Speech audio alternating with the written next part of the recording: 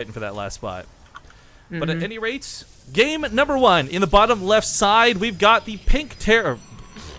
Nope, it's the pink Protoss. Harstem. So close. In the top right, as the blue Terran, it's Botvinnik.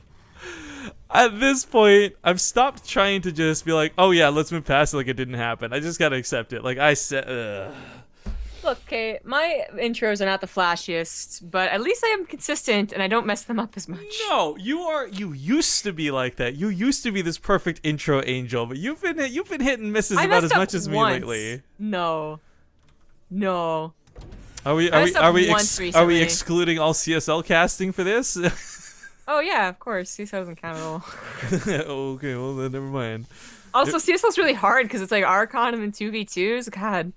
Yeah, that format is definitely difficult to adjust to, but Harstem almost getting a SCV kill right off the bat is not too bad at all. Of course, the Reaper is going to be the first thing made out of Botvinnik for the sake of scouting. Now, Harstem is someone I actually really think you have to scout. There are I think some players out there play so standard, or they play the same build every game, you can kind of predict and blindly guess and be right like half the time. I think the thing that makes Harstem so scary, it's not that he went to Korea and trained, and it's not that he's got good control over his units, which he absolutely does. It's the fact that he has a lot of builds in his pocket, and he can actually do more than just 2 or 3 things. So knowing exactly what Harstem's doing, I think is fairly important. Yeah. All good points. As I said before, in the lobby, Botvinnik getting this far is impressive, but he did, I believe, he had an easier bracket.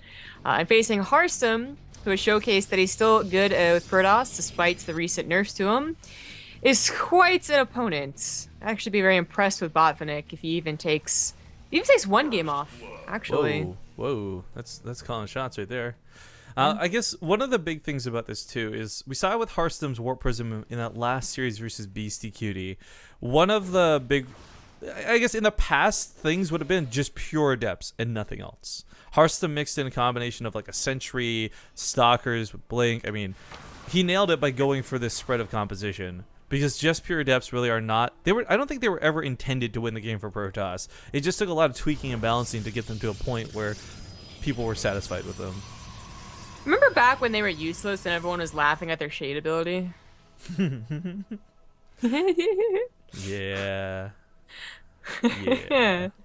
Those were the days. Actually, those were the days too where they were tanky as fuck. They had so much health, and you could get that shield upgrade that would give them even more. Oh yeah, that's right. Back then, it wasn't even about the damage; it was about the fact that you could never kill Adepts. We just live and live and live.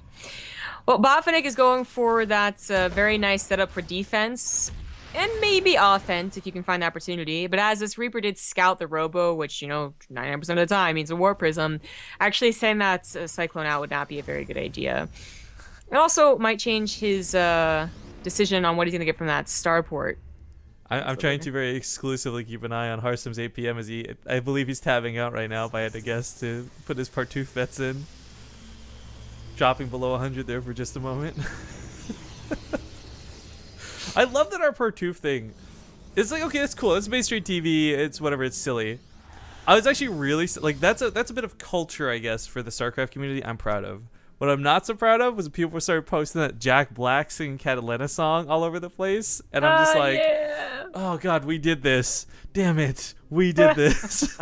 That's so good. The attack commences here. He does drop them off. There's too many Marines though, so the nice 6 range in that Warp Prism will allow him to pick up and get out of there alive. Yeah, way too many Marines. Plus, he gotta figure that there's a Cyclone. Just most Terrans are getting those nowadays, so he's going to simply use this as a distraction tactic. If you find an opportunity, if their army's pushed out, move back in with the Warp Prism. He's gonna get a pretty quick third base from this as well. Botvinnik's pretty close behind, but obviously has to lift it to the third. I actually hope that second Liberator goes to take out that Warp Prism. Leaving it there is really dangerous. The Cyclone was looking to catch it on the bottom side, but there are still Marines here, so for Harstem's sake, like, okay, you can tussle a little bit, but you can't get too much done. That Liberator does sneak around, and the pylon is actually not the correct position for this, so quickly puts a probe in there to build a new one. That was close. Pretty precise mining, too. Like, he doesn't actually pull all the probes. He leaves a couple still mining, but Just transfers them to the third. This like we see this happen with Zerg a lot, where we've referenced her like a million times today, but again, she does it so right. Scarlet, when she takes faster expands, just transfers over, and we don't see Zerg die to this. We certainly won't see Protoss die to it, not unless it's controlled incredibly poorly. Yeah, not unless there's Liberator range too. So Liberator can be very annoying just for this simple maneuver here, and that's mistake right there. There are a couple of points where the stalkers can't quite reach it. You do actually need a pylon there, so it's very, very annoying. This one is obviously less dangerous. Yeah, a lot less dangerous. But this is a nice harassment, and Harstem, of course, he can't miss control on this side of the field because Liberators will tear down anything quickly. So it's actually very dangerous for him to control his Warp Prism and try and return the harassment. Just by the way, if you look at the graphs, you can see exactly where that first Liberator came in and headed to the natural. And while Botvinnik gets a small lead off of this in income, it's not by much, and it's not substantial yet. It kind of made up for the, a little bit later third, had to go on location, had to turn into an orbital type deal. Yeah. I mean, this game is really quite evened out here, and Botvinnik might be a little up on that army supply. It's still not incredibly accurate as to what the actual situation is, especially defensively with pylons. I didn't notice that Harstem went for double forge either, but he has 1-1 finishing up. Well, here comes the Immortal next. So, not looking to end the game early for either side. I'm thinking back to, do you remember we were casting a lot of European tournaments that we were hosting? We saw like Harstem versus Kaas and Harstem versus Happy, Harstem versus all the Terrans. Sure. One of the things I really admired about that wasn't like, okay, Harstem put cannons down so he's better than everyone else, but it was the fact that he was able to play those endurance matches, whereas a lot of other Protoss players were kind of all in or nothing prior to that. So I know that if this game goes to macro, just because of Harstem's like history of playing StarCraft, he'll know what to do. And I kind of would like to see that be the case, but Botvinnik's pushing here pretty damn hard. He's got a +1 on his side. Combat Shields is not going to be done for this push, but he's got Stim and he's got an army lead. Harstem going for that double forge is going to help him with the extra upgrade, but I do wonder if it has hurt him too much in the army lead here. Only one pylon. That's not going to add a lot of damage, and actually just tries to escape it. Forceful goes down, but it misses. Oh, no. Being clicked off by grid point's actually going to hurt him more than the Terran army. Concave at the top of this ramp, and Harstem actually struggling to get even vision to see the top of the ramp and fight. Now starting to push up here. A lot of the Marines are really stimmed, actually. This is kind of a little bit scary, but those forges get sniped pretty quick. Botvinnik doing some very severe damage. The Immortal Barrier is on cooldown, so he's not got any life for another few seconds. Dies before it comes off cooldown. But Botvinnik ends up throwing away a lot of his army to kill a lot of Harstems.